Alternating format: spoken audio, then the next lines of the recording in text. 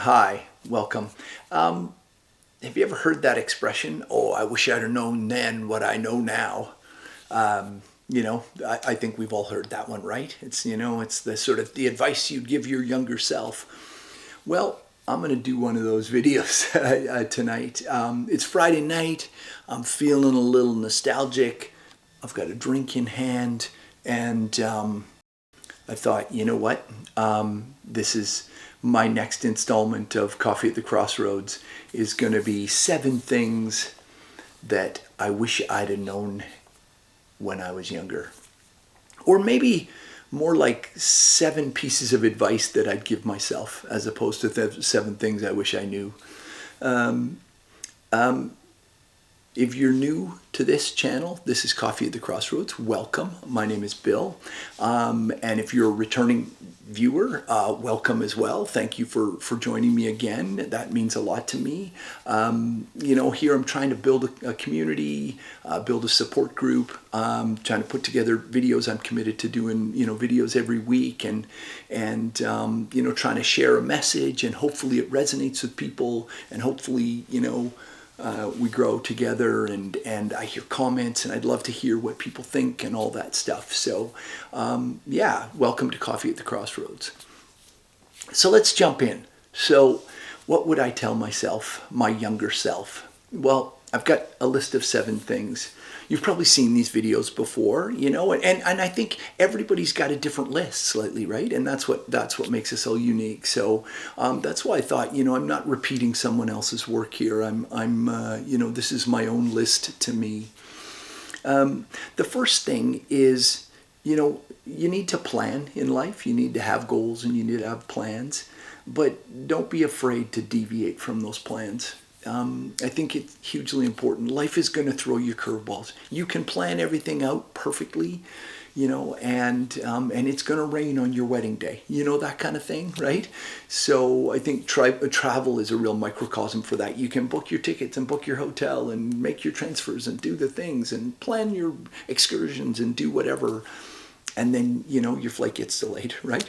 So that's life, right? Life throws you curveballs. I like to think of it like a map. You're trying to get from point A to point B, and, the map takes you this way, but maybe the bridge is washed out, or there's traffic, or there's construction or something, and you have to go a different way. That's life, Taking that detour often leads you somewhere unexpected, and often it's really cool. So make your plans, but don't be afraid to deviate. The second thing is that you'll never regret betting on yourself. This is something that kind of I learned over time. I've been in a few situations where it wasn't good for me, and I kind of hung around, and it was not great, and it was stressful and all that stuff. And finally, when I went, you know what? No, I can do this. I can, I have faith in myself, and I can step outside, even though it was scary, and I had to leave those situations. I look back, and I'm really proud of myself for doing that, and it worked out really, really well. And I think that's the lesson, is that when you bet on yourself, even if it doesn't go perfectly right, you're still doing the right thing by betting on yourself, because that strengthens your resolve, and it gives you confidence in who you are, and that's really important. The third thing is, and this is a big one, and this is one maybe I'm still learning, is that there are more important things than being right. And that's a bit of a personal one, because I'm kind of a guy who likes to be right, and there have been some times in my life where I've done some things that I look back on and I'm not proud of, and I regret. I said some things and whatever that I wish I hadn't said, all in an effort to prove that I was right, And there are more important things than being right. Is the short story. I had a sort of prickly relationship with my dad, and and I honestly, I think I was right. I was right, but who cares? he's gone now, and you know, me in both of us in our efforts to be right, you know, we kind of wasted a whole bunch of time, and you know, I look back now and I don't remember what I was right about, but you know, ultimately there, I wish that I had worked harder to be less right and a little bit more accommodating is what it comes down to. And it's not just, you know, not just that relationship, but, you know, I think it goes in your work or in your, with your family, with your partner, with your kids, whatever. Being right isn't always the thing, right? So yeah, so that was number 3. Number 4 is that your job doesn't define you. And I think we all know this, right? But we can get caught up in it. And I've had a really cool job, actually. You know, I've for the last sort of 30 years, I've had a really cool creative job, and it's been a source of pride. And you know, when I go to events or go to parties, or you know, I'm out with people, I'm meeting people or whatever, it's always cool to say what I do, and so it becomes part of you a little bit, right? But it doesn't define you. And as I get closer to retirement, I see that, right? That you know, all the stuff that I've done in the past is in the past, and when I leave my industry and I retire, it's no longer going to be part of me, right? So you know, you think about your job is finite, whereas you know, your family and your loved ones and your friends and all those close personal relationships, those things are so much more important. The 5th thing is, I guess it's sort of tied to the others, but the 5th thing is, don't be afraid to fail. And that's, you know, don't be afraid to step outside your comfort zone. Don't be afraid to try something new. And that's just good advice for anyone. And probably lots of people, you know, sort of have that on their list. But, you know, I used to work with a guy who used to say, and I thought it was a really cool thing to say. You know, he used to say, I'm more afraid of failure than I am of hard work. And it was a good adage, you know, he was good at his job and he was a smart guy and all that stuff, and he was reasonably successful and all that stuff, and so he worked really hard.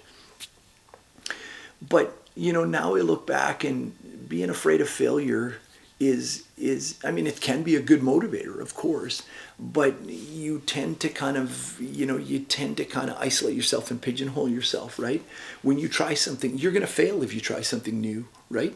But that's how you broaden your horizons, and that's actually how you get better at your job, and how you get better at life, you know, and how you experience new things and how you meet new people and all that stuff, is to step outside your comfort zone, and don't be afraid to fail. You know, don't be afraid to laugh at yourself, right?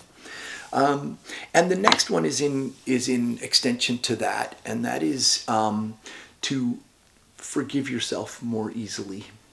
And that's something that I'm not always good at. You know, I carry regrets around, and they kind of stick with me for a long time. But I think it's super important to forgive yourself, right? It's the same thing with the failure, right? Is let yourself fail, take some chances, you know, and you know, don't let outside things, don't let your job define you, don't let, you know, the size of your bank account define you, don't let the kind of car you drive define you.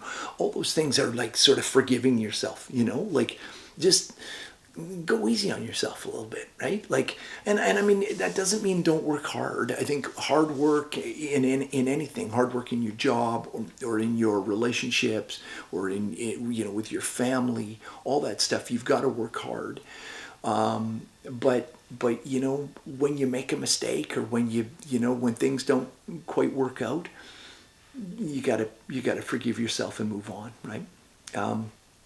And the 7th thing is, it's not really mine, but it's something I've carried with me in a different form, and I'll talk about that.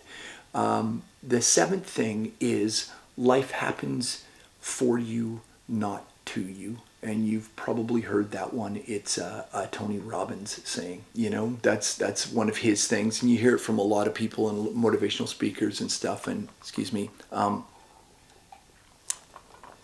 you know, it's I've not. It's a relatively new expression to me, but it's something that I've kind of lived with in a different form, or looking at it a different way. And the way that I looked at it was, don't be an excuse maker. Don't play the victim. And this is not to dismiss. There are actual victims in this world. There are, but there are also people that go, oh, I'd have got that job, but I slept in, or oh, my roommate turned off my alarm, or I didn't do the thing, or the bus driver was late and so I missed the thing, or I did. Those are excuses, right? Excusing yourself from not following through, and feeling like these bad things happen to you, and they're happening to you, and you're a victim of things that are beyond your control. And I think Tony Robbins is saying life happens for you, not to you, is a shift in that perspective, right?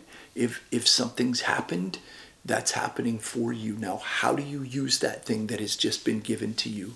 Your bus is late. Okay, how do you use that for you, right? How do you use that to your advantage, right? And I mean, back to the planning thing. You know what? If timing is critical, then get there early, right? So that if your bus is late, you're not late. But the whole perspective shift of going, look, you know what, these things are happening. Back to the planning and the map. Okay, you're driving your car and you're trying to get to point B, and oh, the bridge is out. You have to go down this detour. Oh, how bad. This is crappy. I'm going to be late. Oh, I'm a victim. No, you're not a victim. This is happening for you. And when you go down that detour, if you've got a positive mindset, you're going to find something great down that detour, right? Like you're going to meet some new people. You're going to discover something that you've not seen before. You're going to travel a path you haven't traveled before. And so that's the way you need to look at it, that even when there's setbacks, they're happening for you and not to you. And that's one that's taken a long time for me to wrap my head around. But yeah, I think it's a really powerful one. So I want to hear from you. Tell me what you think of my 7 things that I would tell myself. And let me know if you have any that you would tell yourself. I think everybody has different things. We've all learned different things. We all have different experiences.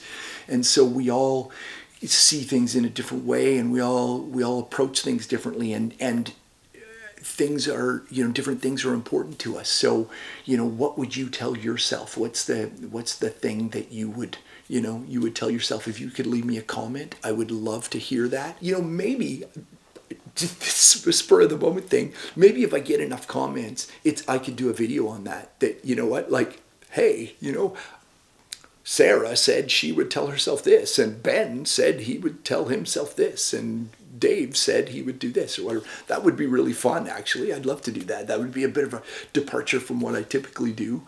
But yeah, leave a comment. If you like the video, hit the little subscribe button. And there's other videos here. And yeah, please hit the little thumbs up things. Icon, and yeah, and cheers from Coffee at the Crossroads. It's not coffee, it's whiskey at the crossroads tonight, but yeah, cheers.